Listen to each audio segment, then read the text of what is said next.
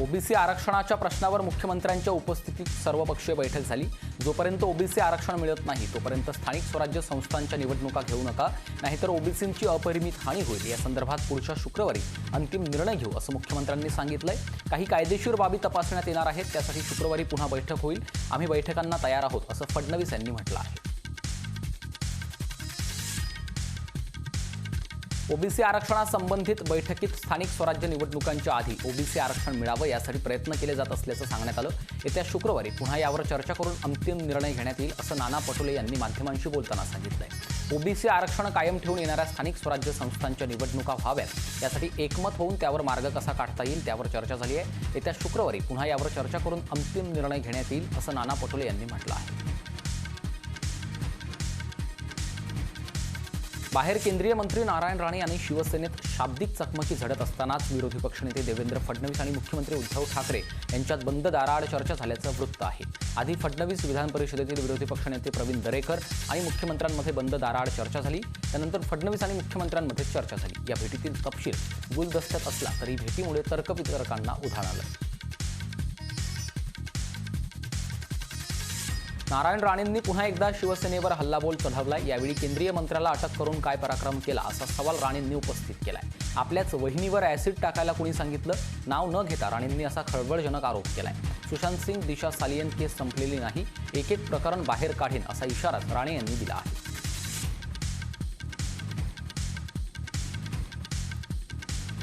नारायण राणे यांनी पुन्हा एकदा शिवसेनेला ललकारलंय। वहिनीवर ॲसिड फेकायला सांगितलं या राणेंच्या आरोपावर उच्च व तंत्र शिक्षण मंत्री उदय सामंत यांनी प्रतिक्रिया दिली आहे। वैयक्तिक पातळीवर जाऊन टीका करणं योग्य नाही असं उदय सामंत म्हणाले आहेत। रत्नागिरीत राणेंनी शिवसेनेवर आघात केला असं वाटत नाही। कितीही कोणी यात्रा काढली, शिवसेनेला ललकारण्याचा प्रयत्न केला तरी शिवसेनेवर त्याचा काहीच परिणाम होणार नाही असं उदय सामंत म्हणाले आहेत। केंद्रीय मंत्री नारायण राणे यांनी शुक्रवारी रत्नागिरीतील गोळप येथील काजू आणि आंबा बागायतदार यांची भेट घेतली। यावेळी आंबा आणि काजू बागायतदार यांनी निवेदन सादर केलं असून आंबा आणि काजू बागायतदार यांना मदत मिळवून देण्याची हमी केंद्रीय मंत्री नारायण राणे यांनी दिली आहे। भाजप प्रदेशाध्यक्ष चंद्रकांत पाटील यांनी पुन्हा एकदा महाविकास आघाडी सरकार आणि शिवसेनेवर जोरदार हल्ला चढवलाय। हे सरकार पोलीस आणि गुंडांच्या जोरावर चाललंय असा आरोप पाटील यांनी सांगलीत बोलताना केला। तसंच परिवहन मंत्री अनिल परब यांच्या विरोधात याचिका दाखल करण्याचं काम सुरू आहे। कायद्याच्या दृष्टीनं केसेस दाखल होत आहेत। नाशिक युनिटनं 4 केसेस दाखल केल्यात। आपल्याला वकिलांची तगडी फौज निर्माण करायची असल्याचंही यावेळी चंद्रकांत पाटील यांनी म्हटलं आहे। कणकवलीमध्ये बॅनर युद्ध पाहायला मिळालं आहे। कणकवलीत भाजपकडून नारायण राणे यांच्या स्वागतासाठी ठिकठिकाणी बॅनर लावण्यात आले होते, तर शिवसेनेकडून राणेंना डिवचण्यासाठी उद्धव ठाकरे यांचे बॅनर कणकवली शहरात लावण्यात आले आहेत।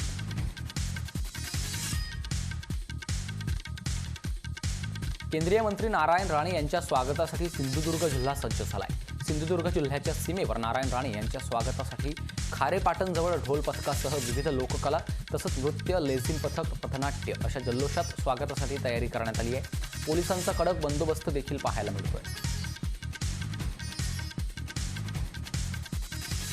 राणेंच्या जनआशीर्वाद यात्रेचा प्रतिसाद पाहून सरकारच्या पायाखालची वाळू सरकली असल्याचा टोला चंद्रकांत पाटील यांनी लगावला आहे।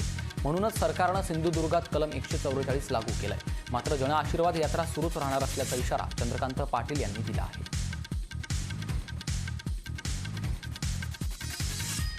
जनआशीर्वाद यात्रा आणि आंदोलनावेळी कोरोना नसतो का असा सवाल करत आम्ही दहीहंडी साजरी करणारच असं मनसेचे नेते संदीप देशपांडे यांनी म्हटलं आहे। कोरोनाची तिसरी लाट येणार याचा तुमच्याकडे काय पुरावा आहे असा सवाल देखील त्यांनी केलाय। आमच्यावर कितीही केसेस टाका, आम्ही अस्वल आहोत, आमच्यावर खूप केस आहेत असा टोला त्यांनी राज्य सरकारला लगावला आहे। मुख्यमंत्र्यांच्या घराबाहेर बॅनर झळकलेत। महोत्सवाची माहिती देणारे हे बॅनर आहेत। मात्र मुख्यमंत्र्यांच्या घरासमोरच बॅनरबाजी केल्यानं सर्वत्र याची चर्चा होती।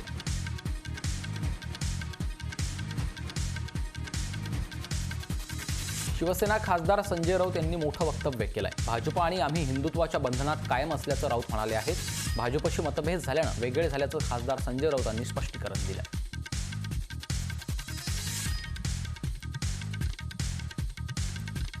नाशिकमध्ये भाजप कार्यालयावर हल्ले करून फरार झालेले शिवसेना नगरसेवक दीपक दातीर आणि बाळा दराडे संजय राऊत यांच्यासोबत असल्याचं दिसून आलं। शुक्रवारी सकाळी झालेल्या संजय राऊत यांच्या पत्रकार परिषदेत दोघेही मागे उभे होते. या दोघांवर नाशिकच्या भद्रकाली पोलीस ठाण्यात गुन्हे दाखल आहेत. नाशिक पोलीस आरोपींना अटक करण्यासाठी मुंबईच्या दिशेने रवाना झाले.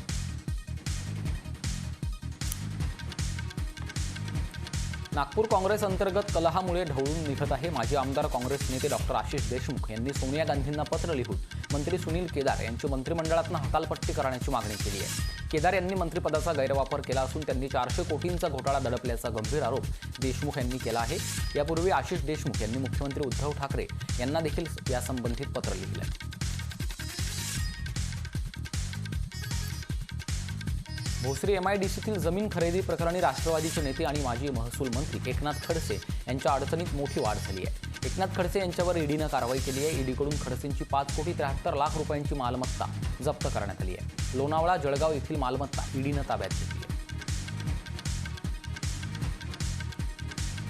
कृषी मूल्य आयोग हे केंद्र सरकारच्या हातचं बाहुलं झालंय. कृषी मूल्य आयोगानं ऊसाच्या FRP मध्ये स्वतःची पाठ थोपटली. केंद्र सरकारनं कृषी तज्ज्ञ आणून 800 टनमध्ये ऊस पिकवून दाखवावा, शेतकऱ्याची चेष्टा थांबवावी म्हणून तर आज शेतकरी गांजा पिकवायची मागणी करू लागलाय, असं वक्तव्य माजी खासदार राजू शेट्टी यांनी केलं आहे. शिवसेना आमदार आशिष जयस्वाल यांनी नागपूर कृषी विभागाच्या आत्मा योजनेत कोट्यवधी रुपयांच्या भ्रष्टाचाराचा आरोप केलाय. कृषी विभागातील अधिकाऱ्यांनी आत्मा योजनेत शेतकऱ्यांना शेती साहित्यासाठी तब्बल 3 पट जास्त किंमत लावली आणि त्या बदल्यात निकृष्ट कृषी साहित्य पुरवठा केला, असा आरोप आशिष जयस्वाल यांनी केलाय. यावर संतापलेल्या आमदार जयस्वाल यांनी या योजनेशी संबंधित फाईल कृषी अधिकाऱ्यांच्या टेबलवर फेकत जाब विचारलाय. मंदिरं उघडण्यासाठी होत असलेल्या राज्यव्यापी शंखनाद आंदोलनाला भाजपकडून पाठिंबा देण्यात आलाय. भाजप प्रदेशाध्यक्ष चंद्रकांत पाटील यांनी सर्व लोकप्रतिनिधी, पदाधिकारी आणि कार्यकर्त्यांच्या सहभागासाठी आवाहन केलंय. भाजप आध्यात्मिक आघाडीतर्फे सोमवारी राज्यव्यापी शंखनाद आंदोलन होणार आहे. याची घोषणा आध्यात्मिक आघाडीचे अध्यक्ष आचार्य तुषार भोसले यांनी केली होती.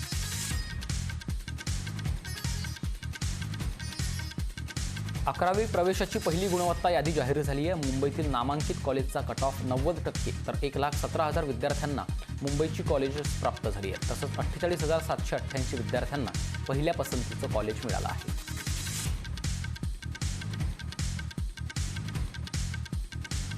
गणेशोत्सवादरम्यान राज्यात प्लास्टर ऑफ पॅरिसच्या गणपतींच्या मूर्ती विकण्याची बंदी नागपूर खंडपीठानं घातली आहे. मात्र या बंदीमुळे मूर्तिकारांमध्ये नाराजी असल्याचं दिसत आहे. कल्याणच्या कुंभारवाड्यातील मूर्तिकारांमध्ये नाराजीचा सूर दिसून आला.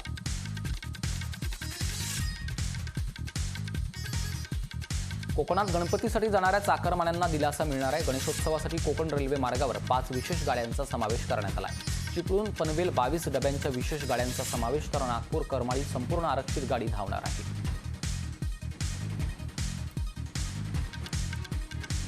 सलग दुसऱ्या वर्षी यंदाचा गणेशोत्सव साध्या पद्धतीनं साजरा करण्यात येणार आहे. त्यामुळे अवघे काही दिवस गणेशोत्सवाच्या आगमनाला राहिले असताना पुण्यातील बाजारपेठा गणेश मूर्तींनी फुलून गेल्या. गेल्या वर्षीपेक्षा यंदाची परिस्थिती समाधानकारक असल्याचं चित्र सध्या पुण्यात पाहायला मिळतं. गणेशोत्सवादरम्यान ठाणे महापालिकेकडून खबरदारी घेण्यात येणार आहे. आता गणपती विसर्जन स्थळी अँटिजेन टेस्ट करणार असल्याचा निर्णय पालिकेकडून घेण्यात आला आहे. कोरोनाचा प्रादुर्भाव वाढू नये म्हणून ठाणे महापालिकेकडून हा निर्णय घेण्यात आला आहे.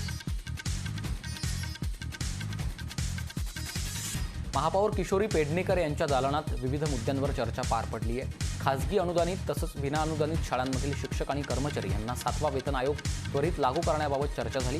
सदर सभेत खासगी प्राथमिक अनुदानित शाळांना या वेतन आयोग लागू करण्याबाबत सकारात्मक चर्चा झाली आहे. 104 शाळांना अनुदान देण्याबाबतही योग्य ती कार्यवाही लवकरात लवकर करण्याचे आदेश महापौरांनी दिले.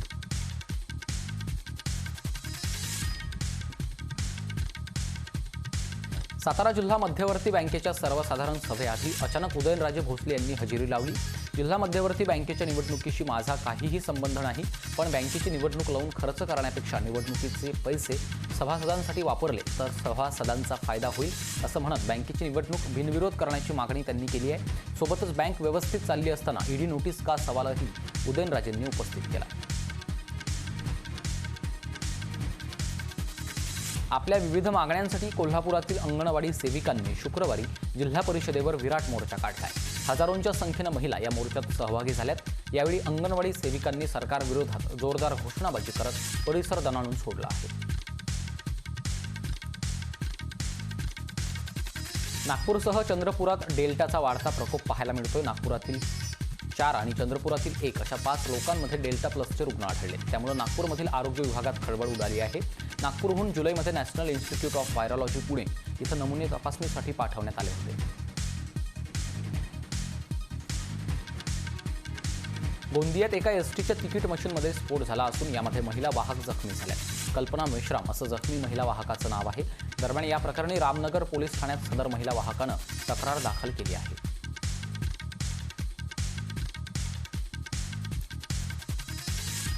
गोंदियात रेमडेसिवीर काळाबाजार प्रकरणातील 6 आरोपींची निर्दोष मुक्तता करण्यात आली आहे। स्थानिक गुन्हे शाखा आणि गोंदिया पोलिसांनी रेमडेसिवीर इंजेक्शनच्या काळाबाजार प्रकरणात 6 आरोपींना अटक केली होती। यामध्ये आरोपींना न्यायालयानं 3 दिवसांची पोलीस कोठडी सुनावली होती। त्यानंतर आता त्यांची निर्दोष सुटका करण्यात आली।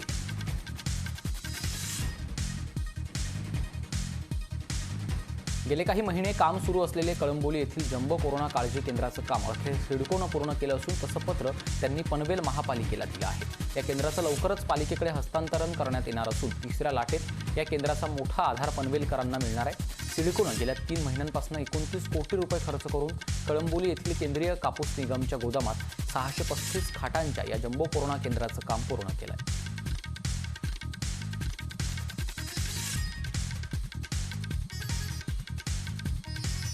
औरंगाबादेत 2 एसटी कर्मचाऱ्यांमध्ये वाद झालाय। शिवशाही आणि सामान्य एसटी कर्मचाऱ्यांमध्ये हा वाद पेटला असून शिवशाही बसला भाडं मिळावं यासाठी वाद झाला।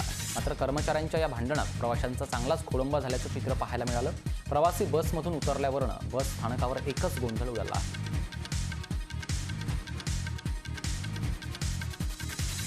विरार पूर्वमध्ये अंमली पदार्थांची विक्री करणाऱ्या दोघांना पकडण्यास पोलिसांना यश आलं आहे। आरोपींकडून तब्बल 3,82,500 रुपयांचे अंमली पदार्थ ताब्यात घेण्यात आले। 25 किलो 550 किलोग्रॅम वजनाचा गांजा विरार पोलिसांनी हस्तगत केलाय। आरोपींना 28 तारखेपर्यंत पोलीस कोठडी सुनावण्यात आली असून या संदर्भात सखोल तपास विरार पोलीस करत आहेत।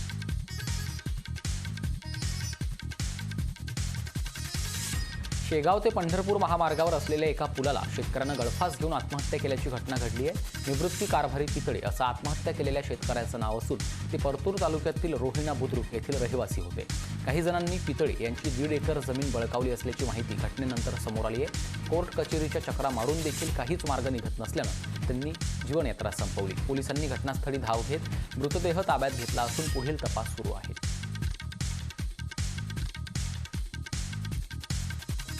सिल्लोड तालुक्यात पावसानं दडी मारल्यानं पिकाच्या वाढी खुंटल्या होत्या। आता काही प्रमाणात झालेल्या पावसामुळे पिकं बहरून आली असताना मात्र आता तालुक्यातील सोयाबीन, मकासह इतर पिकं मोठ्या प्रमाणात हातातून गेलेत। नंतर आलेल्या पावसामुळे संजीवनी मिळाली होती। मात्र आता सोयाबीन, मका आणि कापसी पिकावर किडीचा प्रादुर्भाव झालाय, त्यामुळे शेतकरी संकटात आले।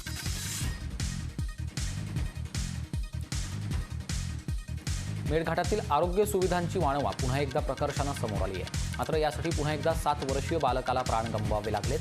डोमा येथील आयुष बचले या 7 वर्षीय बालकाचा आरोग्य केंद्रात मृत्यू झालाय।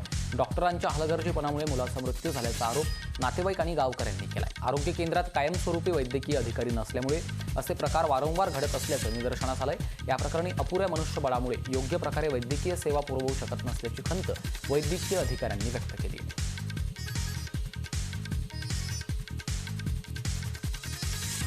डिजिटल होऊ पाहणाऱ्या राज्यात अंगणवाडी सेविका त्यांच्याजवळील मोबाईल परत घेण्याची मागणी करतायत। अनेक त्रुटीयुक्त आणि अकार्यक्षम मोबाईल बदलण्याची मागणी त्या वर्षभर करतायत। अखेर लक्ष वेधण्यासाठी त्यांनी आता आंदोलन छेडले। उद्याचा नागरिक घडत असणाऱ्या अंगणवाडीतील या मूलभूत समस्येकडे सरकार दुर्लक्ष करत आहे का असा प्रश्न आता पडू लागला। सातारा जिल्ह्यातील फलटणचे माजी नगराध्यक्ष आणि सध्याचे उपनगराध्यक्ष नंदकुमार भोईटे यांचं निधन झालंय। उपनगराध्यक्ष नंदकुमार भोईटे यांचं लेह लडाख या ठिकाणी हृदयविकाराच्या तीव्र झटक्यानं दुःखद निधन झालं।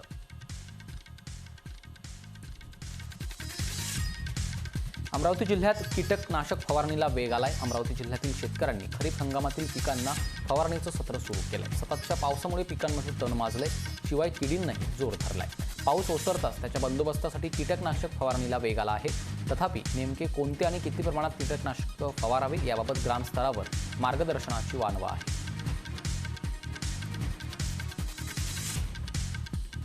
अमरावतीत जिल्हा मध्यवर्ती बँकेच्या निवडणुकीला स्थगिती देण्यात आली आहे. जिल्हा बँकेतील 21 संचालक पदाच्या शिफारशीला उच्च न्यायालयानं स्थगिती दिली आहे. तत्कालीन संचालक मंडळाच्या 23 संचालक पदाला विरोध केल्यानं न्यायालयात याचिका दाखल करण्यात आली होती. त्यानंतर अमरावती जिल्ह्यात वाहू लागलेल्या निवडणुकीच्या वाऱ्याला ब्रेक लागलाय. सध्या टोमॅटोचे भाव कवडीमोल झाल्यामुळे नाशिक जिल्ह्यातील शेतकरी आक्रमक होऊन टोमॅटो रस्त्यावर फेकून देत आहेत. शेतकऱ्यांचं होणारं नुकसान पाहता नाशिक जिल्ह्याच्या आरोग्य आणि कुटुंब कल्याण राज्यमंत्री डॉक्टर भारती पवार यांनी केंद्रीय मंत्री पियुष गोयल, कृषी मंत्री नरेंद्र तोमर यांच्याशी संपर्क साधत नाशिक जिल्ह्यातील टोमॅटो उत्पादक शेतकऱ्यांची व्यथा मांडली. त्यावर केंद्रीय मंत्र्यांनी शेतकऱ्यांचं होणारं नुकसान 50% केंद्र सरकार भरून काढणार आहे. त्यामुळे टोमॅटो उत्पादक शेतकऱ्यांना काहीसा दिलासा मिळणार आहे. भंडारा जिल्ह्यातील घोडेझरी या गावानं जिल्ह्यातील पहिलं लसवंत गाव होण्याचा बहुमान पटकावलाय. गावातील सर्व 941 लाभार्थ्यांनी लस घेतली असून 100% लसीकरण झालेलं पहिलं गाव ठरलंय. लसीकरणाच्या जागरूकतेबाबत जिल्हाधिकारी संदीप कदम यांनी नागरिकांचं कौतुक केलं असून इतर गावांपुढे आदर्श ठेवलाय.